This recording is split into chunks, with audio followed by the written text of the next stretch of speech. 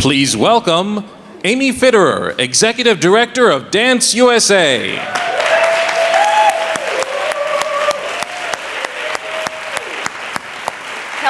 Hello. Oh, I'm so happy that you're all here. You stuck it out to the closing. This is so great. I hope you're all still feeling positive and high energy and still awake, because it's been a really busy past few days. I know I'm pretty tired, but I'm also feeling really positive and motivated from the conversations and the time with all of you. So thank you. I'd like to jump right in with acknowledging the beautiful venues that have made this conference possible. So let's have a round of applause for the Coburn School.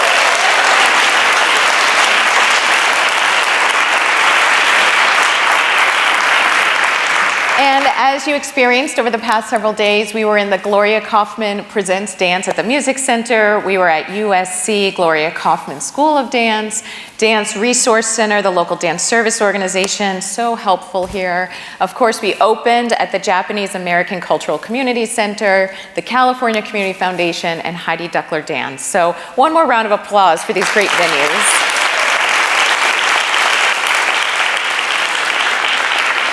And as we know, it takes a lot of people and a lot of funders to come together to make these conferences possible. So I did also want to acknowledge once more the many local funders that came together and supported us here, as well as the local individual donors that also came and supported us here. So thank you so much for your support to pull off the Los Angeles conference.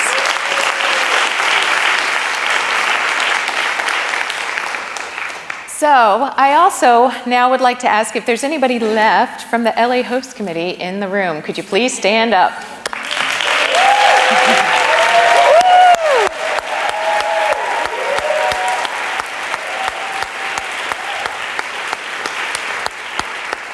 Thank you. It's a big job being on the Host Committee. It's a lot of work, so thank you so much for your leadership. And of course, none of this is possible without the small but mighty Dance USA staff. So they're behind the scenes still, but I would love to have a standing ovation for the Dance USA staff. Woo!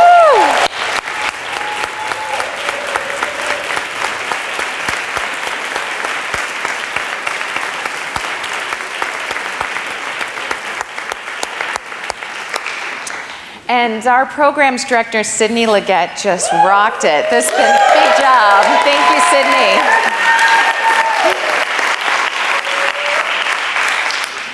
So with that, I'd now like to move on to welcoming, we have with us today Commissioner Joel Jacinto.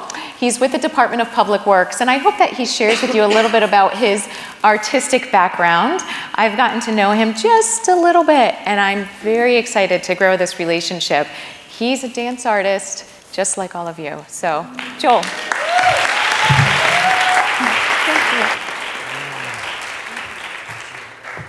Thank you, Amy, and on behalf of all that I am, my past and my future, I want to greet you with a great big aloha and mabuhay, which is wishings of may you have the breath of life and may you live and thrive.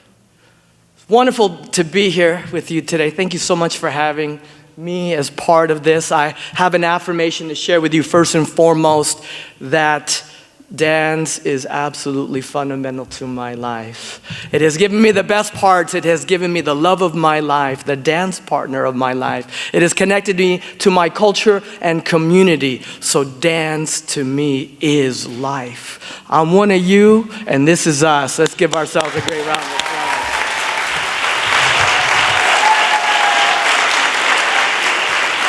First, I want to express my appreciation to the local Dance USA Host Committee chairs and community advisors who have worked tirelessly for over a year to make this stuff happen here today. I want you to malama. Malama means to give love. We're going to continue Roberto Ono's Hawaiian vibe because I will share that with you, right? So malama means to care and to love. Malama aina, malama self. And mahalo means to thank. We're going to give love and we're going to thank these people for their leadership over the past year. Felicia Rosenfield, Matt Wells, and Renee Williams, Niles. Give it up. Give them some love. I also want to give a shout out to our wonderful Performing Arts Director for the Department of Cultural Affairs here for the City of Los Angeles, who is bringing dance back. Let's give it up for Ben Johnson. I also want to malam and mahalo the location sponsors, those that allow us to be able to do these things. The Gloria Kaufman International Center for Dance, the Music Center, and the Colburn School. Give them some love. Lastly, I want to thank all of you on behalf of our mayor, my boss, the mayor of Los Angeles, Eric Garcetti. Thank you for coming to this City of Angels. Give yourselves a round of applause. All right, so in looking at the dance program, this is your 10th, and I think Amy and staff and all of you have done a wonderful job, that the themes that I've seen and that I know that you shared in all your multiple workshops is ideas and energy, collective capacity, feeling energized, participating, having the diverse sectors present, from nonprofits to schools and businesses. It is true that dance is a vehicle for connection, both to strangers and the community around you. So I know you've been enriched. I know that you're all juiced up, because that's what gatherings do in this wonderful place. But what next? I'm going to share with you a vision that I hope that you will take home of sharing this space and time here in the City of Angels. And if we believe the fundamental idea that dance is life, yes, then we believe that you must live your dance. So, use every class you direct, every rehearsal you lead, every production that you birth, to share and express your fundamental beliefs and values. Perform for others the vision of the world you want, and applaud the creative living presence in them. Use your dance life to connect through thought and action, to connect through love, to connect through the spirit.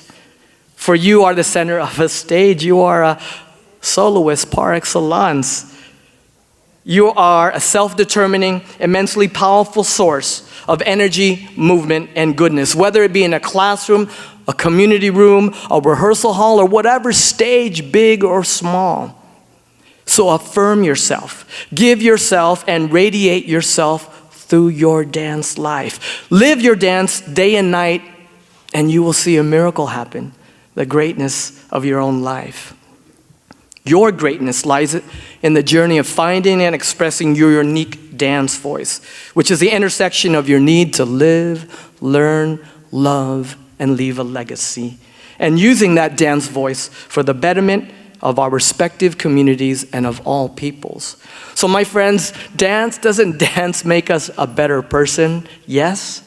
And don't we understand that that's what the world needs now more than ever, is better people. Dance makes us the better angels of our nature, or as we say in the City of Angels, the better angels in Los Angeles, B-A-I-L-A.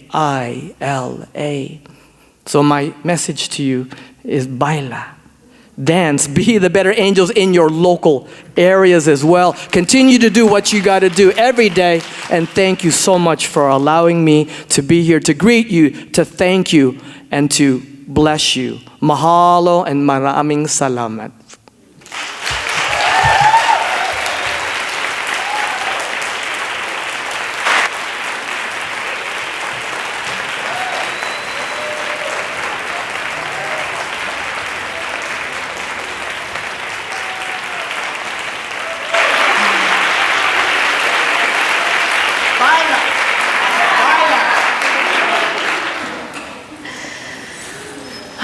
So, the past several days have been full of many, many conversations as Dance USA continues on this journey to become much more open and reflective of and relevant to and inclusive of the breadth of real American dance. And the conversations that have taken place have been extensive and varying on many different levels. So, we had things like the technology playground, where people were playing with the virtual reality. We had digital marketing that was going on with Capacity Interactive.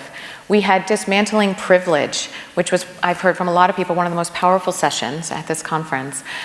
We've talked about indigenous dance forms. We've talked about using dance as a tool for activism. We talked about the Nutcracker again.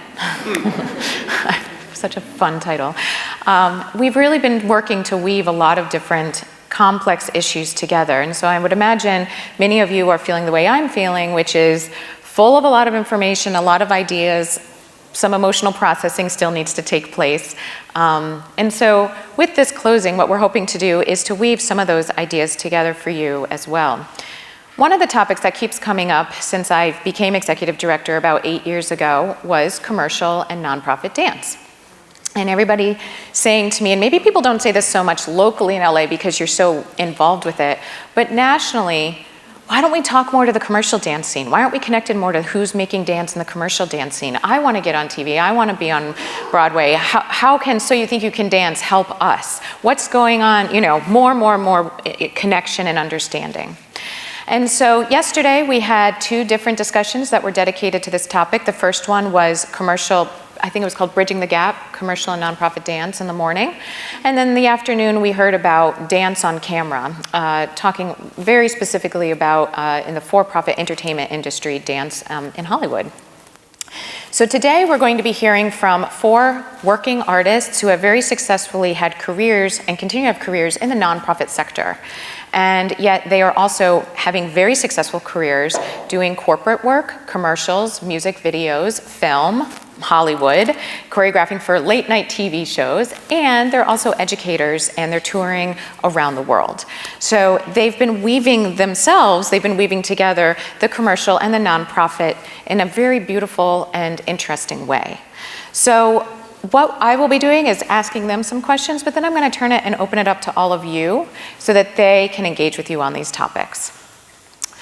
Before the panel comes out, one of our speakers, Achenta McDaniel, who is a Bollywood dancer, she has a nonprofit dance company called Blue 13. She describes her work as contemporary Bollywood theater, and she's also a professor here, not in this building, but at USC. She's going to come out and lead us in a namaskar for some grounding and welcoming before we begin. So, Achenta.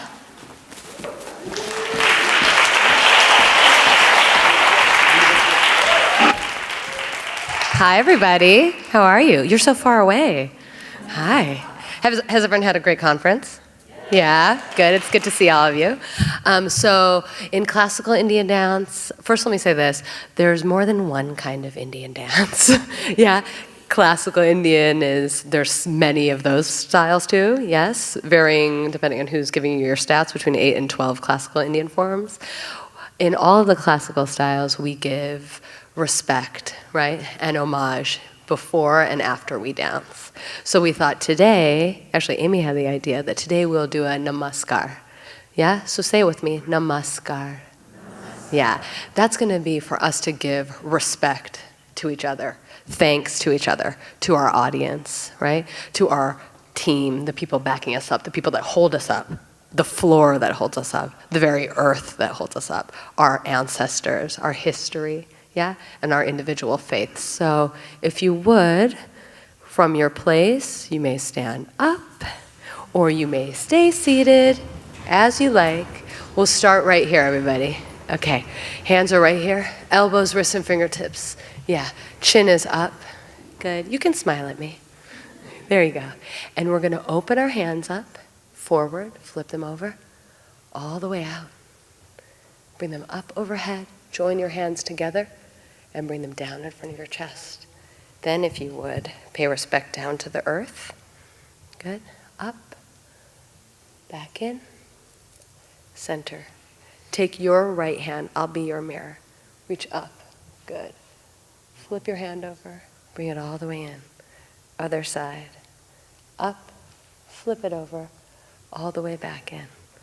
Last, up over your head. Hands together. Bring it down in front of you. and take your own moment to give thanks, respect, and join our energies together. Thank you.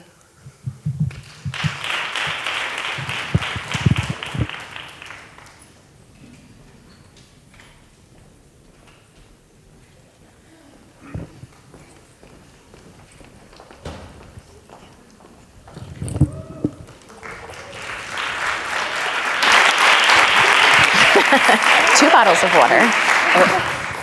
One vodka. Okay. One is vodka.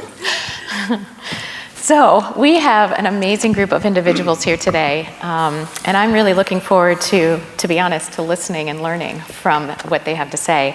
So we're going to start by just going right down the line here, and I'm going to ask you to say your name and say what you do first in the nonprofit concert dance realm.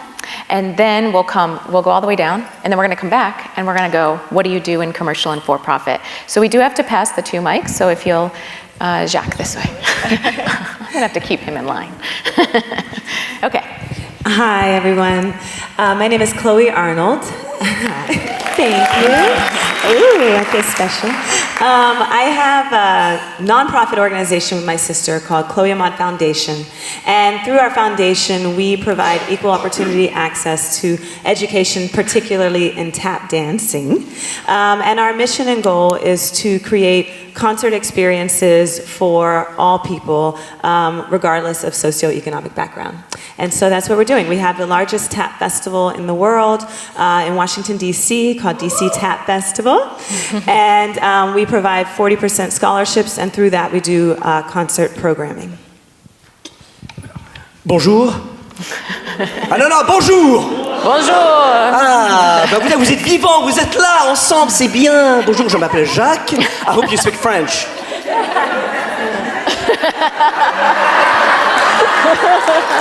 Et voilà. My name is Jacques Heim. I'm the founder and artistic director of a dance company based in Los Angeles called Diavolo Architecture in Motion. Thank you for being here. Thank you. Hi, my name is Salima Enite. I'm a professor of dance at the USC Gloria Kaufman School of Dance.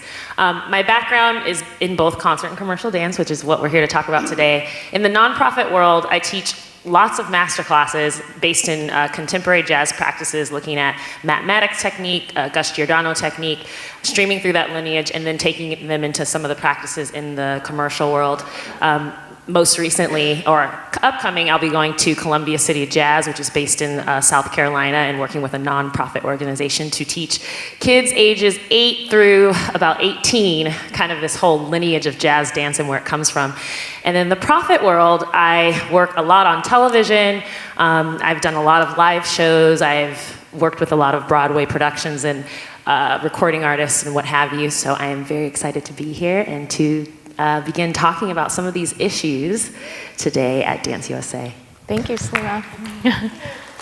Hi, okay, I was just introduced and now I'm here again. I'm Achintha S. McDaniel. I am the founder and artistic director of Blue 13 Dance Company, American Dance Theater. Yes, our mission is to spread joy and understanding through our work. I know it sounds simple, but that's what we do, yeah. Not being colorblind, but being inclusive and equitable in our approach, yeah. We do master classes, we do what we call arts activation. I'm sure that's not a new term. Yeah, where we go out and I might have 4,000 people following me teaching Bollywood at the Music Center, for example, or in a community in Memphis or wherever, or a small park somewhere, yeah? So it's all varying ways to reach communities through dance, teaching, Bollywood, contemporary work that we do touring on stages around the world. And like I said, there's not just one style of Indian dance. I'm American, I'm first generation born here, and our work is a reflection of our upbringing and what we see out there, right? So you might see mudras, you might see my head do this, but it's American dance theater and it's contemporary. Thank you, Achintha. Now, you have also had just an astounding career in the for-profit / commercial realm. And before we go down and talk a little bit more about that, I want to know how you guys define your work, commercial versus nonprofit. What does the word commercial mean to you? What is that? When you use the word commercial, what does it mean? Well, it's interesting. So I went to college in New York at Columbia University, and then I worked in what we would call the concert dance world for about 5 years, performing at places like the Joyce, Jacob's Pillow, Whitebird Festival, etc. And then I came to Los Angeles and started to work in television and film and more pop concert world. And I actually live in both cities right now, so I coexist in these worlds. And for me, I think the number one thing that I hope to achieve in my life is in maybe dissolving these titles, because ultimately we all love dance and we want people to experience that love. And who cares what it's called? If you have people, whether you're doing a street performance and you have a person walking down the street that enjoys your dancing, or you're performing for 25,000 people, at the end of the day, if you touch any life doing what you're doing, that's the reward. So the commercial title, I think, indicates, for me, that idea of being able to earn a living. And I hope that every artist gets to earn a living doing what they love, and that we are able to reward that financially, because like we were speaking about earlier, all of us have trained in this our whole lives, more than maybe a banker who just did it for a couple years, in college and then went and made millions of dollars. So I think that art should be rewarded the same way that other fields of expertise are. And yeah. And would you all agree with that? Does that resonate with you, of how you would define commercial dance, or getting rid of the labels is the best way to go? Yes, I mean, at the end of the day, it's interesting. At the end of the day, for me, it's about bringing the audience into the seat watching dance. How to do that? How to attract mass people to actually see dance. And we know that dance is also the arts, at the end of the day, that is very difficult to bring people into the seats. So for the longest time, I was looking at, the work that we do is 1 foot into the art world and 1 foot into the commercial world, or the entertainment world. Why that word is because a lot of people are fascinating about what we do, because it's very visual, we bring structures, it is different. And so that's fantastic. So for me, I never really sort of had to define. I know I was doing the split into the arts and the split into the entertainment. And that was fantastic. And that's what now we're going to focus even more, because the landscape of America has changed. I came to this country in 1983. I started the company in 1992. And that was a different America. That was a different market. And now we have to change with the markets and reanalyze our work and so rebrand it and see what audience needs and wants, and that's what it's all about. Great. Yeah, piggybacking off of that, we also have to think about, you're talking about how the landscape has changed, and I'll say in teaching the students at USC, I am a younger professor, and I'm quite aware of the advantages there are to that, because I'm understanding clear where they are in terms of their thinking, just coming out of high school, and what's available to them in terms of social media. And something that became very apparent to me is that people in the world are seeing dance a lot more than we think, and a lot more than they used to, because of these things like social media and YouTube. So whether it is concert or commercial dance, I really don't want to get caught up in semantics in that way. Dance is dance, and so there are people who really do enjoy contemporary work that have never had access to it in the way of taking class, but they understand that the physicality and the embodiment that they're seeing on whether it's their TV screen or computer screen, is something that is of interest to them. So we are far from the model where in the late 90s, you could say, oh, I'm a contemporary dancer, and someone would go, what is that? And then you'd spend another 20 minutes trying to explain what contemporary is, right? So now we have these things like So You Think You Can Dance, et cetera, where people kind of understand what that is now. Even if it's at a base level, looking in the arts world, we may think base level is like Travis Wall or something like that, and then there's way more when you go beyond. So in talking about the new model, you really do have to be looking at both sides of the coin, and not just this whole concert versus commercial thing, but also what is the new person, the new human being? What do we have access to as bodies, right? What's available to us? And then another point I want to make is that a lot of young dancers now are really invested in understanding the history of what you're doing. So a lot of times what I truly enjoy about what we're calling today concert dance is that we're allowed to investigate these spaces where we're looking at socio-political issues and socio-cultural issues, and they're interested, right? The mainstream audience is interested. They're, for lack of better words, the buzzword over the last 5 years or 3 years has been woke, right? They're woke enough to understand what we are talking about. So I don't think that we, as artists, do ourselves any type of justice by saying, oh, I can't present this in this way because it's concert dance and it has to stay in this box. There's no need to subjugate your work. I think that the model that we're in now, you take some of the nuances of the the commercial realm, and you see how much of that will work for you as a nonprofit dance company, etc. Some of it you may not vibe with. Some of it you may say, okay, I can do this much, but then I kind of want to pull back into this model. So it's really about understanding the ebb and flow and really where we are as a society, as humans, and what we're capable of understanding and kind of taking in, right? Because like I said, we've seen so much, and I think it's just we're playing ourselves short by thinking that people aren't ready to understand the work that we're doing in concert dance, quote unquote, in the commercial world. That's great, thank you. So actually, you've opened up a lot there, and I want to build off of some of that. So what I've been trying to also understand, and in talking with several of you throughout the conference, is what are the benefits of these different business models? So to focus a little bit on nonprofit or concert dance, you had talked about your students and that they can really see how dance is a way for them to address and explore their social justice issues. How are you guys seeing that play out in your dance practices? I'm going to just first say one thing that I've just noticed by going to so many of the breakout sessions, is that I hear this a lot. I think it's time to sort of try to dismantle some of the terminology that upholds this binary construct, right? Like, I've seen this in body language, and don't be defensive if you did this, it's totally fine. But I've seen this. Concert dance, cultural dance, this is the body language, yeah? I've seen ballet, and then what I do, hip hop. That's happened 3 times in 3 of the different sessions. We have to stop doing that, right? And that's the model that this divide of concert and commercial is based on, right? That's what that is this other, everything that's not the traditional Eurocentric model of concert dance is other, meaning it doesn't belong on stage. It also shouldn't be funded. It doesn't, if it's not contributed income, then it's not worthy income and you're selling out. Like, these are things that I've grown up with. I've talked about with so many colleagues throughout the conference. We talked a little bit in the green room about it too, right?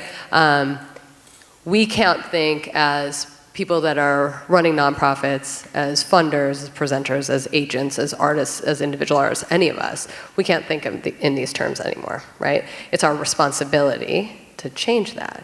We don't have to be defensive about it, just like Amy was saying. It's okay not to know things, right?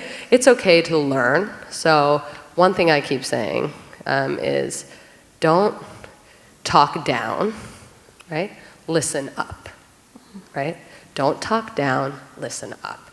It's okay to admit that you don't know everything, yeah? It's okay to admit that there are things that I need to keep learning. We're dancers. What do? We take class. We keep taking class. We'll keep going to a session. We'll keep educating ourselves. We'll come to Dance USA. We go to conferences, right? We keep having advocacy. We keep learning. That's what we are. And one other thing, this is crazy that I'm quoting Alan Alda, but I'm going to, is that I heard him on the ID10 podcast a few weeks ago, and he said something that really resonates, I think, with me and probably with a lot of us, and that is adapt, adjust, revise. Adapt, adjust, revise, and then I'm going to add to that, repeat. Yeah? Keep learning, keep listening, adapt, adjust, revise, repeat. So for my concert colleagues, that means it's okay for us to diversify our revenue streams. We're allowed to do corporate work. We're allowed to do a Gap commercial, right? Like Chloe, we're allowed to do that. We're allowed to do a Cigna industrial, right? We're allowed to do America's Got Talent. Yeah, we're allowed to do a Strokes music video, not to toot my own horn. Yeah? You're allowed, that's what it does. I can do a gig at Disney for 60 days and bring in a couple $100,000. And what is that gonna do? Continue to fuel my work, yeah? Where maybe if the money isn't coming in from a funder, I'm gonna fuel the work in this other way, right? Sorry, I just went off and maybe it was a different thing. I just wanted to say, we were talking about like advantages of marrying our worlds. So so I went to film school. So while I was training in dance in New York and studying film in college. And at first, I always dreamt, like, I'm going to put tap on film. But when you're 20 and you have no money and just big dreams, it's very daunting. But I knew I wanted to do this, but it just seemed so hard and so far away. And I'm so thankful, though, for education, because education for all of us breaks down fear. So then we allow ourselves to try things. And so one of the things that I love about marrying these worlds is that when we started to make these music videos that made tap part of, we call ourselves, the Syncopated Ladies, we call ourselves a female tap dancing band. And so we make music videos that celebrate some of our favorite artists and how we interpret this music. So what I realized, I didn't know we were going to go viral, right? We didn't make this to go viral. Viral wasn't even a thing when we started making these. So it just happened, and it was like jaw-dropping, the response. And so what we realized is, wow, now we have all these young people's ears, right? And they're writing us and they're following us. So we started these movements where we do hashtag challenges called Tap Into Equality and Tap Into Unity. And we'll do like, we'll say, okay, here's the concept, here's the song, here's the challenge. We want you to go home in your own homes, make your own videos and send them in. So that's how we've been able to marry what we love and getting this broad audience to then tap into change. So our kind of hashtag is tap into something, and it's usually something related to social justice and getting kids to use social media for good instead of all the other things that it can be used for. And then we have this documentary right now on Netflix called Tap World that my sister and I produced. And that whole documentary happened because of YouTube.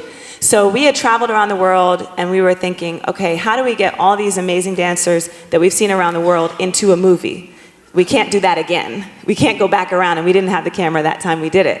So we're gonna go to YouTube and we're gonna call an audition for our movie. So we did an audition and we had guidelines of how to shoot your own mini documentary of 15 minutes, and everybody submitted them through YouTube, and we pulled the best stuff and made a documentary that's now on Netflix. Oh, wow. So this is how I merge, and so there's dancers that are in South Africa, that are in Croatia, that are like in Brazil, that are in this documentary on Netflix that would never have had their work be seen without, activating YouTube to make the concert dance, if we want to call it, be seen in a commercial realm. Mm-hmm. That's great. That's amazing. Something I want to add to that is that we're talking about this as if this is a new thing that we're dealing with in 2018, but I just want to make a very quick note that there have been people who have done this excellently in the last 50, 60, 70 years, like Twyla Tharp, Donald McHale, rest his soul, Catherine Dunham, George Balanchine. So it has happened successfully. I'm talking about merging concert and commercial dance, right? And we have some people that we talk about often in history, and something that we don't make clear enough is the way that they were able to kind of bring in these audiences that weren't necessarily interested in dance and make them interested. And then by way of that, underneath that, some of them were also, crossing color lines and, transgressing in ways that, America was watching right in front of their faces. So just in 2018, I want us to realize that it has happened, and it's happened very successfully, right? So I just want to put that out there. Thank you. That's great. That's great. So, Jacques, I actually have a question for you. I do. Yeah. And I'm not going to speak in French. Nope. So I would love to know a little bit about how you get your different corporate gigs, and do you feel like your artistry, the way that the work that you make for Diablo for a concert stage versus for the different mini corporate events that you do, does the work change? Do you have to follow certain strict rules for the corporate world when you're doing those events versus for the stage? Rules. I don't believe in rules, so I don't think I do. No, we do. We in the corporate world, we have to change a little bit because everything is 5 minutes, sometimes at the opening. So we try to condense pretty much some of the pieces. We bring more dancers, but that's the only rule. No, we do pretty much what we do in the 5 minutes into an hour and a half. I do have to say that, after American Got Talent has sort of catapult us into 16 million Nana see us. So now we have actually a different sort of a responsibility also for the people that actually wants to come and see us. And so now, it's about reinventing yourself. It's about reshifting. So we have to look at that, and we are also doing that. So I'm doing a little bit what I've done before, but more AGT-esque. What does that mean? Using more pop music, so attracting more audience, but doing the same kind of work. Did I answer your question or no? You did. That was perfect. And that also raises a question, thinking about how you do have to change your work for different corporate or commercial events. Have there ever been times when any of you have been presented with an opportunity that you had to say no to because it was forcing you to go against your own values or to change your work to a point that was not in line with your artistry?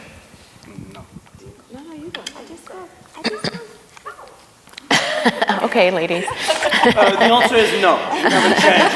No, yes to everything. No, yes, and that's interesting because we've talked about it on, I think, a bunch of the different breakout sessions. The one about, are any of the panelists from the entrepreneurial panel in here today? Okay, well, one of the things was it's okay to say no and learn when to say no, and that came up even in the privilege dismantling panel, and many of the panels, I think a lot of us were not forcing yourself as an artist or an arts organization to change to fit into a box, even for funding. Like, it'll be obvious, first of all, if you hate teaching, you'll know that you don't like teaching, so don't try to fit in that box, right, for that funding. But same thing when it comes to a commercial gig, right? So one way where I said no, because they were like, oh, we want Bollywood, we love Blue 13, we want you to be in this commercial. And then there was North African belly dance music that they handed me. Yes, it's different, right? And the wardrobe department sent me pictures with coin skirt, like very different. I was like, oh, okay, so no, this is not what we do, so I'm gonna go with a no, right? Even though it's a great paycheck and the dancers are gonna make SAG scale and it's wonderful and I want them to make then they said, well, and I was lucky for this, well, why, why? Wait, what do you mean why? Why would you say no? And I was like, okay, thank God you asked the question, and here's why. Bollywood is not belly dance. It's very different. They're like, oh my God, educate us. So then you wear the other hat, right? You're consultant and educator now, which I love. But then I learned from that, and that was years ago, what I learned from that is, if you're not asking the question, I'm gonna tell you, right? If you're gonna give me that kind of music or the belly dance skirt, then I'm gonna tell you that's not what we're doing. We're gonna do classical Indian dance or Bollywood or whatever we're doing. I'm gonna educate you on it. So it's a place where it went from a no to a yes, just through education. Great, thank you. Chloe.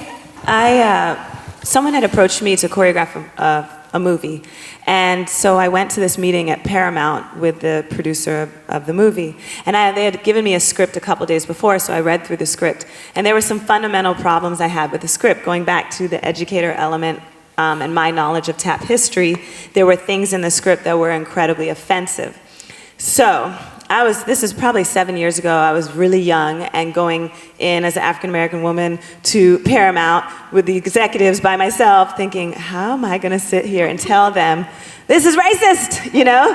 And so I like mustered, I would talk to my manager, Kalina, who might be here. And I said, all right, I'm going in there. We had the pep talk. I'm gonna tell them the truth. So I did. I ended up not getting hired for the movie to choreograph it. But what's so interesting is that, movies take a while to get made. So it was about a year later, and my, let's say, popularity had increased by then. And so then they called me back. The cool thing is, all the changes I had suggested, they implemented. So even though they didn't take me, they took the revisions. And that was like, for me, a win. And then one of my friends got hired as one of the leads in the film. Wow. So I was just like, this rocks. And then they gave me a cameo, and I got a SAG scale. Yeah. And that's how it ended up down the road. But, so biggest lesson I learned is always speak for what you believe in. You just can't lose. You can't lose. Even if you lose in that moment, you don't lose in your heart, and that counts. Certainly. And in my case, I feel as though working commercially, I've done a lot of work on live shows with a lot of R&B artists like Jamie Foxx and Tyrese and Genuine and Tank and Chris Brown, and the list goes on. And one of the things that comes to mind automatically is objectification of the female body. And so I remember, I'll give a little anecdotal story here, a time that we were on a tour bus and they were going to change the show, and I was studying for my master's degree at that time. And Tyrese looked across the bus and said, oh, we're going to change, a part of the show. We want it to look like you guys are having a very sexualized moment on stage, and I want to be able to, pour alcohol on you while you're doing it. Don't worry, it'll just be water. And I'm sitting there, and I was young too at this time, and I'm literally trying to figure out what's the opening of my thesis statement. And I'm going, I can't do that, right? And at that time too, I was blessed to have an agent, so I directed that call to my agency. But something that I took away from that was, after that, I had the opportunity to talk to him about why I felt like it was inappropriate. There were other girls on the tour with us that decided that they were going to be okay with doing that. And I told him some of the basic kind of surface level things that I was concerned with in terms of putting us out there. Also, again, being an African-American female and some of the stigmas that we are already up against, right, in terms of working in that world. And he did listen. And I do think, I'll be honest, in the last probably 5 to 7 years, he's changed his tone quite a bit in terms of how he works as an artist. But what I did also take away from that was, and this is something that I look at now, I mean, this was almost 10 years ago, and I look now, and now teaching at USC, I've developed a course there called Dance and Popular Culture. And a lot of these issues I wrote down in a small journal. And so when it came time, and Vice Dean Gates said, if you could create any class here at USC Kauffman, what would it be? I had a flood of emotions, and I thought, I want to create a class that teaches young artists about how to handle themselves in terms of looking at dance in a popular culture setting. How does dance become a form of social capita? How does dance work as a way for people to, take the body and put it in spaces that it wasn't necessarily meant to be in, or has certain stereotypes of being in, looking at what bodies are assumed to be able to do or assumed not to be able to do. And we would go through in this class and break down some very critical issues. I mean, we'd start with looking at minstrelsy and vaudeville, moving into like the Pussycat Dolls. And then I would go into an anecdotal story about an experience I had working with them and what that was like. And then, but how does that start in the late, 19th century when we have things like blackface and this going on, right? So it was kind of like these nuggets of experience that I had commercially, like yourself, that worked to create, right? I saw that there was a gap in knowledge. And so now we have an opportunity for the next generation to get the education and also be able to speak up, right? And have agency. And also speak about these things that a lot of times, for some reason in dance programs, we don't talk about. Mm-hmm. We don't talk about it because a lot of times the commercial world also gets this thing of being taboo. And I think it's there, it's gonna be there, it's available to them, so it's our job to kind of let them know, you're making a choice, it's up to you as an artist, but we want you to know what you're making choices about when you get out there as an artist. Right. So I don't know if that answered the question, but I did want to tap on that based on what you had just said. That was great, thank you. Awesome. Thank you, Salima.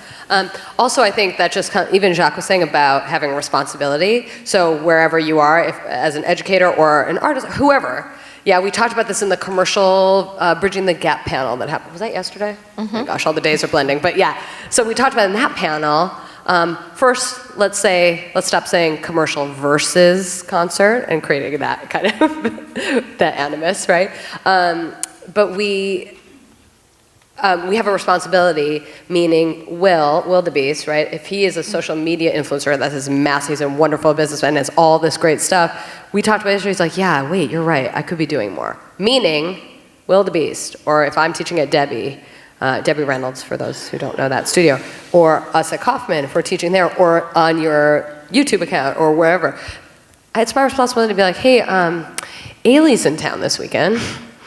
Why don't you go see that? I might be teaching in a commercial setting, or I might be on my Instagram account, but I'm going to say, hey, this is in town this weekend, or this is touring right now. Go and see this concert dance. This is important. And again, not erasing the origins, just like you're saying, of course. Like, where does all this stuff come from, right? It's our responsibility on the flip side as well, right? Go and check out Wildebeest online. Yeah, if I'm teaching a ballet class at Kaufman, then maybe I'm going to bring it up. And yeah, all of these young people are woke and know all this, and they have millions of followers themselves, our students, right?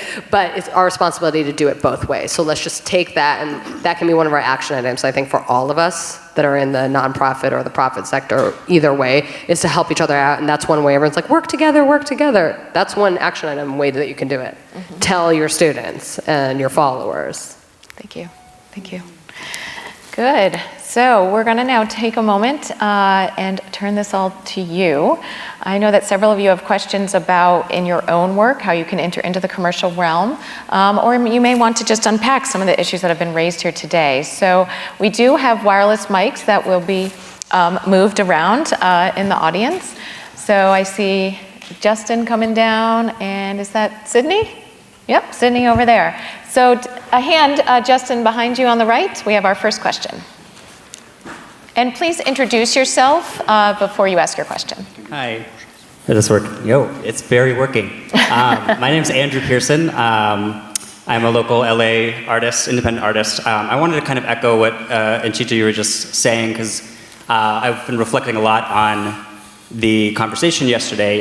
It just we never quite made it to what can we do. There's a lot of what's not happening. And I've been reflecting what are the different offerings that each side, for lack of a better word, could be making. And I know that the commercial, the panel was talking about, there's a lot of lack of understanding and lack of value put on dancers, that the producers don't understand the value of the dancer, and it's not being put in the budget line. And so something that I think the concert world can offer is that we do that really well. We value art really well. We have to convince a lot of people to value art, and that's how we function. So if we can bring that kind of education into the commercial sectors like you are doing, but if more of us can bring that understanding of the history and the value into the commercial sector, so that doesn't just start with the dancers, but it goes to all of the people above who are working in the commercial sector. And then on the other side, the commercial sector can be offering visibility to the nonprofit, like you've just been saying. And how can the commercial sector post about things that are going on, or tell their students about what's going on? Because I think that that's the biggest thing that we're grappling with, is how to find that visibility. One way I think is presenters also reaching out to the local commercial studios to invite those dancers to see concerts. I can't tell you how many students of mine, or even company dancers, are like, oh, I didn't know Dada Masilo was in town. I don't even know who Dada Masilo is. That's what they'll say, right? Like something like that. Reaching out to them, shifting the marketing to not just be for our traditional model of ballet audiences, right? Don't just preach to the choir. Yeah, if we're trying to do that, that's from that side. And then what you were saying about from the concert world and having that responsibility also goes to me working on set as a choreographer when I bring 20 dancers to do a TV show. What do I do then? There's no union for us, right? We can be part of SAG, but there's nothing for choreographers and dancers that's a separate union for that. So just like we talked about yesterday, it's my responsibility. I'm like a mommy, definitely, on set with my dancers to say, they worked 14 hours. They're in golden time. Like, you have to pay them as such. Don't let people get away with. Usually that doesn't happen on a SAG job, but sometimes it can. If a company dancer of mine is telling me, should I fly myself to New York to do Carnival?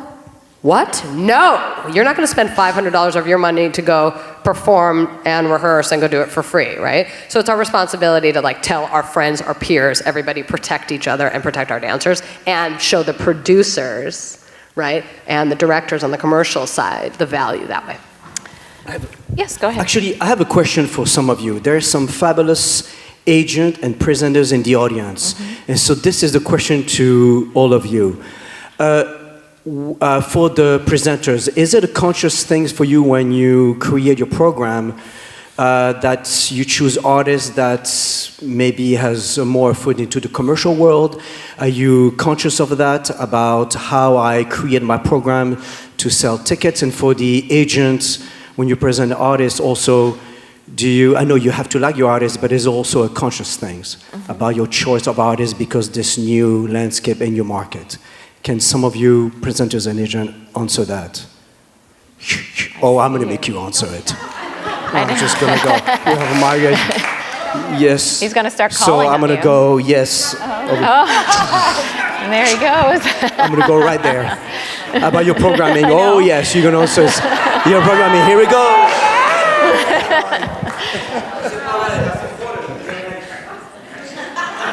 That's a hard question, Jacques, because all we do is dance, and we tend to do concert dance. But we would be very happy to do commercial dance as well as part of our programming. And we don't really think, we should think more in terms of profit and loss and all that. We don't, unfortunately. But, on rare occasions, we will bring a commercial artist. But for us, it's the art form. It's the greatness of the dance. We don't make any distinction. It's about the quality of the work. And Wally and I did go to see a concert version of So You Think You Can Dance when it first came out, and we made it through the first intermission. And that was about as much as we could get through because it wasn't a concert. It was everybody had a plaque for the kid that they assigned to cheer on the kid that they were supporting, and it was a sporting event. It really didn't have, no one in that room was going to come and see what we did. Very different thing. So they're different animals in a lot of ways. Thank you. Margaret. Hi, I'm Margaret Selby, and I represent some wonderful choreographers and dance companies. I'm not sure, I really don't think we need to separate commercial and concert. It's really what is the show on stage. And it's amazing how commercial dancers can put something out in 3 to 5 minutes that is just astounding. And concert dancers can do a show for 2 hours and put out something astounding. It's a really different kind of rhythm, and I think that might be part of the problem of the separation. For me personally, I look at what I see on stage, and then we can develop it any way it needs to be developed. I don't really separate it like that. I have to believe in the artist and their integrity, and then how we build from there. That's great. Someone else who wants to? Pam? Yes, hold on. Oh, yeah, Josh is going to be our mic passer. Okay, good, go. Yeah, now. Architecture in motion. Go, Michael, go. You don't have a microphone? Michael at the music. I've got a mic. Okay, it's on. I don't need to stand up. Oh, I'm standing. I'm Michael Solomon with the Music Center. So I'm going to answer this because we're actually presenting your company next season to open it. Our season is and always has been a mix of both ballet and contemporary work. So no, we don't think about the separation that way. But there's two pieces to this. One is obviously ticket sales matter. That is an important income stream for us. So if I'm presenting an artist or a company that might not have been seen in LA before, and we have a big risk in whether or not they're going to sell a lot of tickets, and I should also point out that I have a 3,000-seat theater, so it does make a bit of a difference. I'm likely to program on the same season something I know is going to sell well to help pay for introducing a new artist into the season. And the second thing I want to say specifically for Diavolo, since we have presented Diavolo before, but that was before you had gone on to television, this time around we are trying a different advertising stream to make mention of America's Got Talent, because we have that opportunity to do that, and I want to see actually if that brings new people into the theater to see your work that may not have come in before. But we don't separate, oh, this is commercial and oh, this is concert world. We're trying to bring the best of dance to the Music Center, period, regardless of how anybody else defines what world it may have come out of. Thank you, Michael. So several hands. We have Pam here in the middle.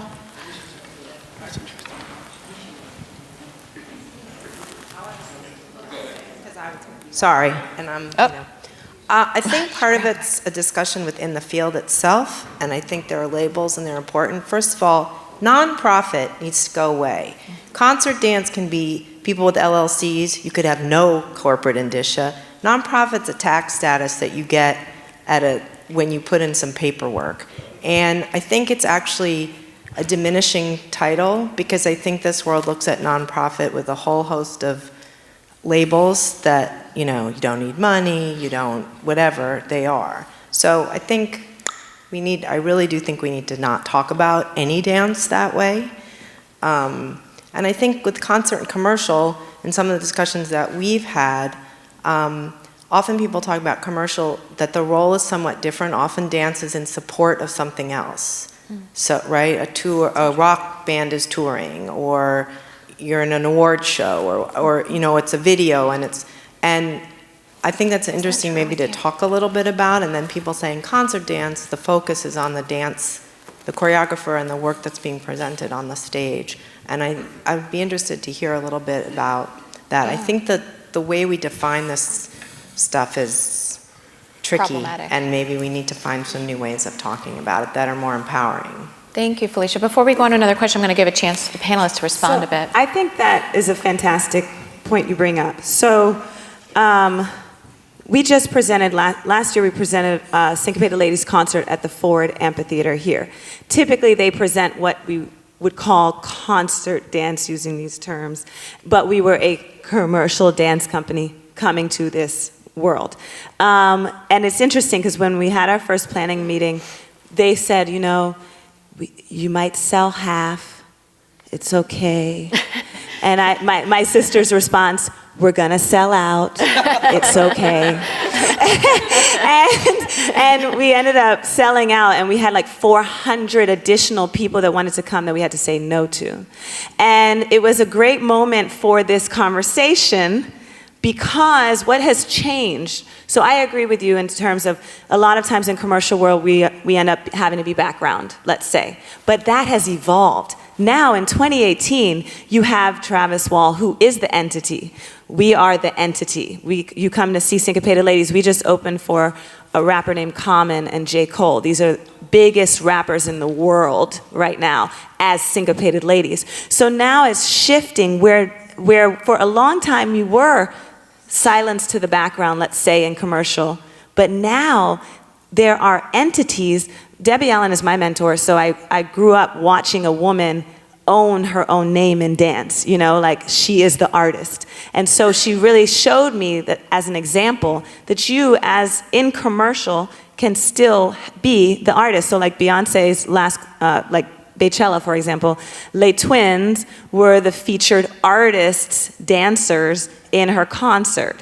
So I don't know if you know who any of these people are that I'm talking about, but yeah, the French Les Twins have established themselves as their own artists. So now in Beyonce's show, I think they might have made $500,000 as the dance entity, not the backup dancers. So I think we've evolved. And again, I don't think there's anything wrong with being a backup dancer, because wow, what you learn is tremendous.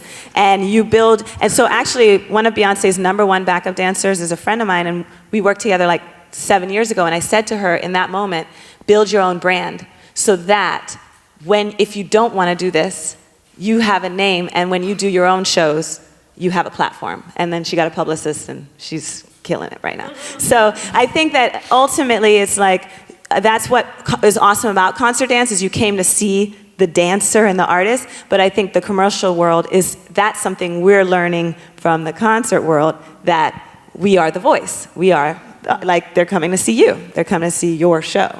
And I think it's really amazing. It's really amazing, the evolution. Right, and is this on? Yes. Okay. That's also how we end up having the opportunity to speak, right? Because we have to put ourselves, when we think about actors, I work a lot in entertainment. I've done a lot of red carpets. I've been in a lot of spaces where you only imagine actors, producers, screenwriters. They end up in these spaces where they get to speak about what they do. And I feel like in the dance community, we don't get the opportunity to get outside of ourselves, right? Like Dance USA, this is us, this is our community. But getting outside of ourselves to speak to those people who don't understand what we do. Mm-hmm. So kind of in that same realm, talking about becoming your own brand, not purposefully, but I think that by way of being concerned, right? All of us are concerned. We have kind of an opportunity to get in some of those spaces and start talking to people who don't get it, right? And really kind of being the voice of our own community. And sometimes I think we often think that we have to spend the rest of our careers chasing after something. And then I look at people like Tom Cruise, who, right, they don't chase after anything. They now get sent scripts, okay? So we also have to think about how do we maintain something where there's a reciprocity at the end of it. After I've done X, Y, and Z, how do I then become an expert, right? If people want to know how to do what Diavolo does, they're going to contact Jacques, right? So there's kind of this way of becoming, looking at what you do and kind of making it special, becoming a kind of like a specialized entity in that. With you, it might be your tap dancing. With me, it might be contemporary jazz. And then getting to a point where you have the opportunity to get on stages and speak to those other people who don't, I don't want to say other, right? Ooh, bad word. But to people who don't necessarily understand what are the critical issues in dance and why we shouldn't be putting certain things on the screen, et cetera, et cetera. Things that may be very obvious to us that those who don't interact with our world don't understand, right? How palpable it is to put those images on the screen. Thank you. So we have time for just a couple more questions. Right there in the middle. Raise your hand nice and high. Justin down in front, in the middle. Oh. Quick, you got 5 minutes. Quick. Here we go. Thank you. Hi, I'm Christopher Rosing from Whitebird, and my question, and it's sort of I'll pose it the easiest way I can. There seems to be a giant invisible elephant about the difference between commercial and nonprofit, and I don't think nonprofit's a dirty word, at least while we're in a capitalistic society. Until we have a European social democracy where, we had good art does not make profit, especially the first 10 years. But the real question, I know we wanted to say non-binary between commercial and nonprofit concert dance, but there's a real difference, and I think the easiest example is good television doesn't send people to theaters. There's been an explosion of dance on television and film. It doesn't send people to concert halls. There's been an explosion of great TV. It doesn't send people to theater. There's a fundamental difference between the scale of commercial dance, which is on film, and what everyone's trying to do as local presenters and dance groups. And so it's great that we're trying to break down the walls between commercial and non-commercial, but I think we need to acknowledge that the vast majority of dance we're talking about out here is live, and we don't have that scale. And but at the same time, everybody I talk to who watches basketball on TV, they've been to a basketball game. But everybody I talk to who watches dance on TV, they're not going to dance shows. So how are we approaching that? Right. Great, thank you. That was really good. But the being on television, and maybe this is not what you're talking about, I don't know, but being on television actually has helped us to sell tickets and so in a way that medium is very helping for the live concert. So just very quickly, before American Got Talent, we were selling sometimes between 45% to 60% in theaters ticket, depending, sometimes more. After American Got Talent, 99%. So it is, and sometimes more, 100%. So it helps us. So is that what you're talking about or not? Yeah. No? Well, I also... No? C'est pas grave. Wait, let me quickly, we'll do it really quick. I know we have like 2 seconds.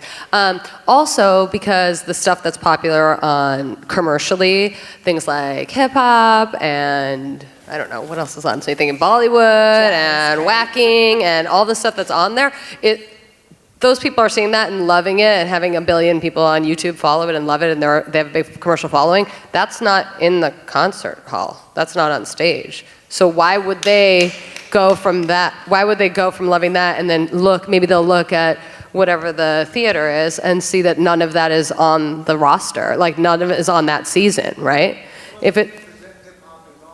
Pardon? There you go. Oh, okay. But what I mean is it's rare. So there may be a few people, a few presenters who do that. Also, very few, I agree, and just let's be realistic, is that we don't see a lot of that. Or it's like we already have had our black company, we already had our hip hop, like we have our Indian, even agencies. And I'm not saying it, please don't be defensive like we said from the beginning, just as a place to learn and listen. I just mean that's how it comes across, right? We already have our Indian on our roster. And you're the gatekeeper to the presenters. So then what's the thought? If that's what I'm being presented, right? I even had a conversation with, I won't say who, an agent who said, a client came in, we want an Indian company. They give them a classical Indian company, like, no, Bollywood. And they're like, that's not what they do, end of story, right? So that demonstrates what's going on. And I think that, exactly what Jacques was saying, I've had the same experience with the commercial success fueling all of our live performance success. And the other thing is, if we think about, okay, let's just pose the thought. If you're a presenter, how often have you presented tap? If you have, then it was surely most likely only my great friend Michelle Dorrance. Michelle Dorrance, love her to death. That is my homegirl for life. But she presents tap in a contemporary landscape. So that's palatable for most of the people that see concert dance in that way. So to break down the barriers, like she was saying, we have to be open-minded about the style. That live performances can come in any style, any way, and so when we say commercial versus concert, there's an attachment of style. And that has to dissolve so that it's, do we love what we're presenting? And expanding, not just do I, the presenter, but what new audiences could we develop by having these other things in? And then in terms of activation, like we were saying, we can help each other. So if you're saying that you're not seeing the connect between the two worlds, we can connect the two worlds. We have to do the work to connect them. So for example, if someone wants, let's say there's a concert dancer here that wants to do a video that goes viral, then connect with someone who does those and say, let's do it. And then reverse story. If I don't have any let's say you don't have infrastructure and you want to build it, sit down and talk with someone who has a nonprofit and figure out the infrastructure. I think it's fear and lack of knowledge that separate us. Well, I am going to let him ask one more question because you kept shooting up your hand for a while. And then we're going to wrap it up here and switch gears a little. Hi, Aaron Maddox from the Joyce Theater. A little bit of a response to Jacques, but I think just a comment that we're all talking about. One of the things that I think we're maybe missing is the audience, and the audience that commercial dance has. We all share a sort of lingua franca of passion for dance, and what we're talking about, it's our future of dance audiences and ticket buyers is coming from the ways that we're connecting through this work.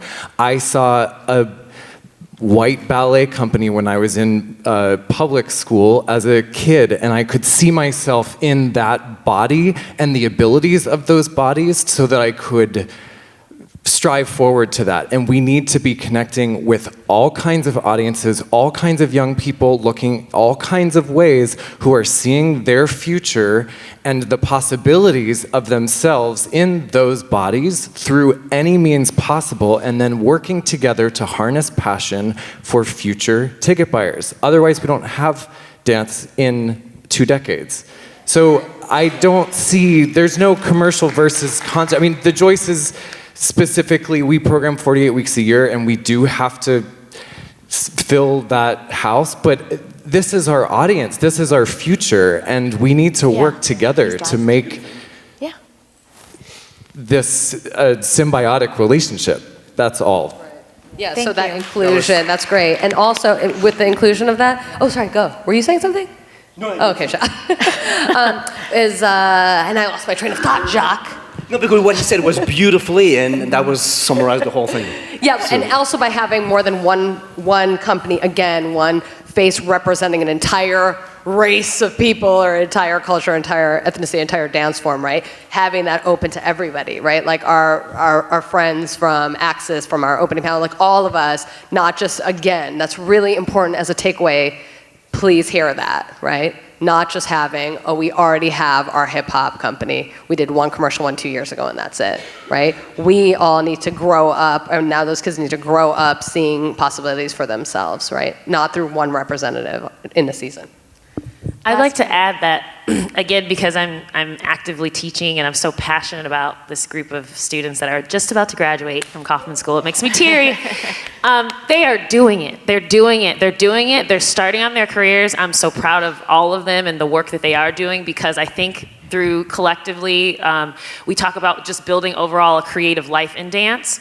So something that I talk about with Vice-Dean Gates often is what we want them to be able to do when they graduate. And we thought, well, because I've been there since year -0, when we said, we're gonna make a dance program, what is it going to look like? And so now to be at this point of graduating them, it's like, well, what is their future now going to look like? And one of the questions I said is, what do we want them to be able to do when they leave? And both Vice-Dean Gates and I said, well, we don't want them all to necessarily be dancers. And the reason being is because we need people that think that passionately about dance to be presenters and to be in politics and to be funders, right? So it is happening. And some of them that have gone through now 4 years have beautiful technical training, could be in a company if they wanted to, but now they're passionate about something else. So they're going, right, and Justin's sitting right there, so he's one of our graduating students. I don't want to ignore him. Yeah, they're artists and they make beautiful work. It's not because they can't, but it's because they're now passionate about all these things that we've been discussing over the last hour or so. And so to speak to your point about building that collective space, I agree with you, where people can kind of see everything and stop, putting these names on things. This next generation, they see that. And so they're building works, they're creating devices, they're creating apps, they're creating things that are going to continue to kind of mesh. Even if it's on a very small level, you're starting to see this integration of ideas and thought processes that stem from growing up on Instagram your whole life, right? Because they're thinking about how the world accesses movement in a different way than some people who have already been doing it for the last 20, 30 years. Right. And I just want to put that out there because I think that's a very positive thing. Yes. That we can kind of wrap It's a very inspiring note, and I think that clearly there's a reason why for the past 8 years, when I've been in this job, people keep going, why aren't we talking more to the commercial dance? Why don't we understand them more? Why aren't they coming to engage with us? So of course, being in here in LA, we wanted to build off of that, and you can just see the passion, the understanding, the lack of understanding, the desire to see the boundaries disappear, but then also there's a lot to unpack there because there are still some fundamental differences. So it's being woven together, as Salima had grounded us in, it's been happening for a long time, but it is also a large part of where the future of dance in America is going. So making sure that we have an understanding and a respect for this is part of all of this moving forward. And so with that, I look forward to continuing this thread of conversation at the next Dance USA conference. And it turned out that when I was getting to know some of you, you have connections to Ohio. So yeah, Achenta and Salima, a little bit about what are your backgrounds into Ohio? Oh, okay. I grew up in Cleveland. What? I love it. I was born in New York. I grew up in Cleveland. I had an incredible, and see, this is where I'm admitting my privilege. I went to an all-girls private school that happened to have an incredible dance program where we did like 2 concerts a year, worked with Dance Cleveland, Cleveland State, Groundworks did stuff with that, like so many amazing things. I met so many awesome colleagues that I didn't even know were from Cleveland. And it's a great place, so I want to see everybody there. I'll be there at my parents' house, so maybe we can have Indian dinner. That's right. Cleveland next year. Yep. Cleveland next year. And Salima, you're not from Cleveland, but you have a Ohio connection. I have an Ohio connection. My husband is from Ohio. He's sitting in the 3rd row. Married an Ohioan person. I also, before we met, many years ago, I did a lot of my training. I mean, this gave me the crux of everything in order to pursue my career as a dancer at Dayton Contemporary Dance Company, which, if anyone knows Miss Dawn and the work that she does to get young dancers thinking about Horton training and building the physicality from the body from the inside out, I mean, it prepared me for Lion King and dancing with artists from Alvin Ailey Company and being ready in that space. So I have a very deep connection with Ohio in that way. Thank you. You're from Texas, so no, okay.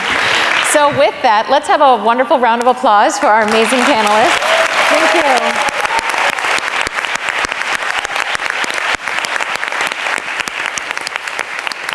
And we're going to actually watch just a really brief little video on Cleveland, and then we're going to wrap it up. So we could just get to hang out here, actually.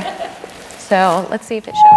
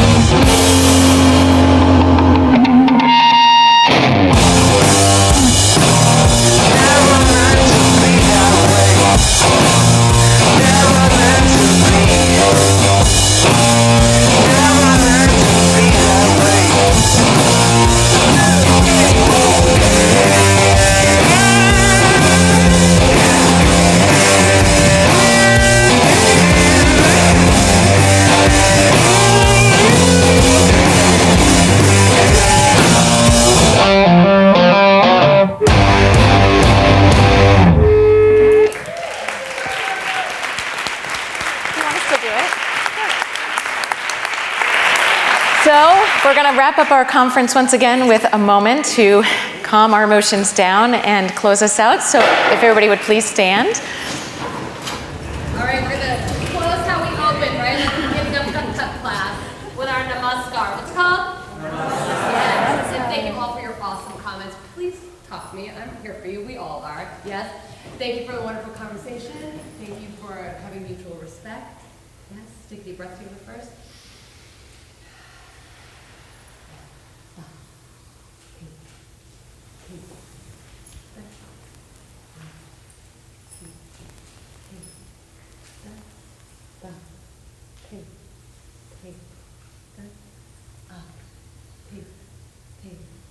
That's